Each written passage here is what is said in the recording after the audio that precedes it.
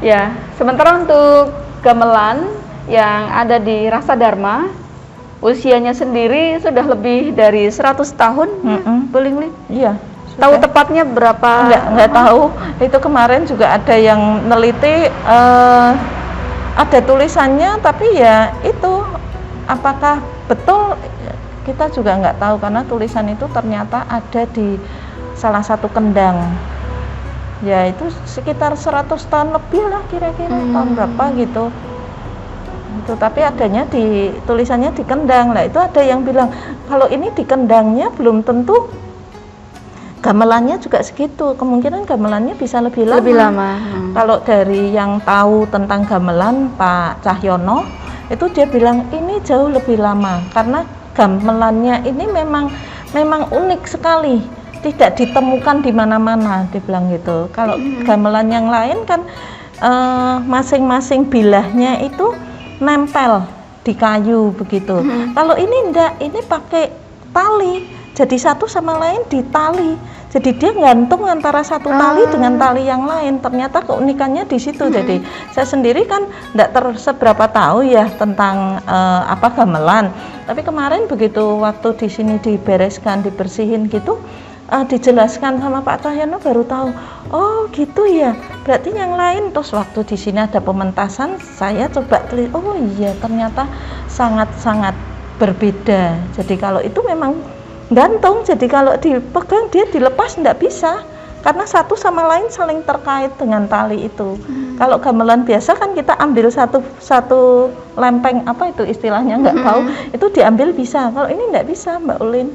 Jadi itulah keunikannya. Bahkan waktu itu Pak Cahyono bilang ini harusnya sudah masuk ke cagar budaya ini, dia bilang gitu. Loh, cagar budaya maksudnya gimana? Pengertian saya cagar budaya itu diambil, dibawa, disimpan gitu. Oh enggak, maksudnya ini benar-benar memang gamelan yang sangat unik dan ini pasti sudah kuno sekali gitu. Dan masih bagus sampai sekarang. Ya, barang heritage ya. Ya. Kira-kira gitu. Jadi Rasa Dharma seperti museum juga ya kalau bisa dibilangin. Iya. Ya, kegiatannya banyak sekali. Selain itu musik, kegiatan yang terkait seni dan budaya. Ini kita punya apa lagi ya, Bu Lingling ya?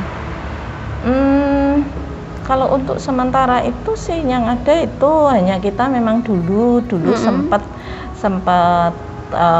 Pak Ketua Pak Haryanto Halim itu juga ada ide untuk mengadakan latihan ketopret waktu itu juga termasuk ini.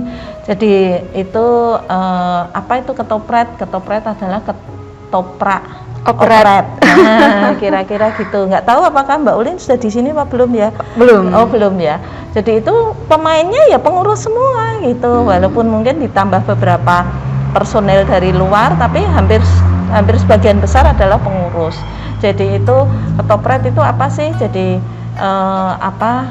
pementasan yang tidak terlalu serius, ada guyonnya tapi ada ceritanya gitu. Jadi salah satunya dulu dipentaskan adalah yang judulnya itu Siluman Ular Putih, Opek Cua, itu juga pernah ditampilkan di sini.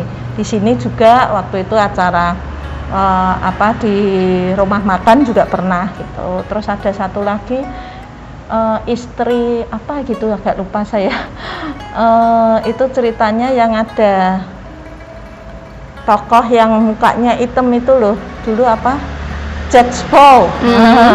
Yaitu salah satunya juga itu. Jadi pernah tampil 2 atau 3 kali gitu loh kita. Jadi itu kelihatannya dulu wah semangat sekali sih. Itu salah satu budaya yang dikolaborasikan kira-kira gitu. Tapi setelah itu ya belum jalan lagi. Mudah-mudahan nanti bisa dikembangkan lagi ya Mbak Ulin. Nanti Mbak Ulin ikut tampil. Siap. Ya, seingat saya juga dulu ada wedangan Capnggo ya. Ya, itu sudah berapa tahun yang lalu ya. Ya. Cukup lama. Cukup lama dan ya sudah berhenti juga ya. Ya. Kalau Anda ingin tahu, wedangan Cap Go yang berjalan dahulu adalah obrolan santai, ringan, tetapi beberapa materinya sebetulnya tidak seringan itu ya, tapi dibuat seperti model orang mengobrol di angkringan. Tapi kami tidak di angkringan. Makanya pakai wedang atau pakai suguhan air minum. Wedangan Cap Go. Cap Go itu artinya 15 atau 15. 15 adalah tanggalan penting dalam budaya orang-orang yang menganut penanggalan lunar atau penanggalan edar bulan. Ya, 15 itu waktunya purnama, tanggal 15. Jadi di tanggalan Chinese, tanggalan Jawa, tanggalan Arabik, dan beberapa yang lain pakai lunar ya. Nah, Cap Go itu 15 atau 15. Ya. Sudah itu, berhenti juga ya. Sebetulnya dulu inspirasinya juga budaya lama itu, kegiatan yang dilakukan di Bunyantong pada zaman dulu. Jadi waktu itu dimulai ya karena kita lihat referensinya, oh ternyata setiap Cap Go atau setiap tanggal 15 setiap bulannya, 15 Imlek itu di sini pasti ada kegiatan. Para pengurus itu pada kumpul, duduk-duduk sambil minum-minum makanan kecil dan disajikan gamelan.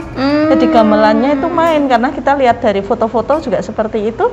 Terus ide dari itulah maka tercetus ngadain aja acara, terus dinamakan wedangan Cap Go gitu. Jadi waktu itu juga mendatangkan banyak budaya macam-macam, karena kita hampir waktu itu tiap bulan ya ada, karena tiap Cap Go itu menampilkan gamelan, terus juga menampilkan budaya-budaya lain lah semua, termasuk seperti dulu pernah datangkan keroncong, pernah datangkan kasidahan waktu itu juga ada, terus juga taiko ya,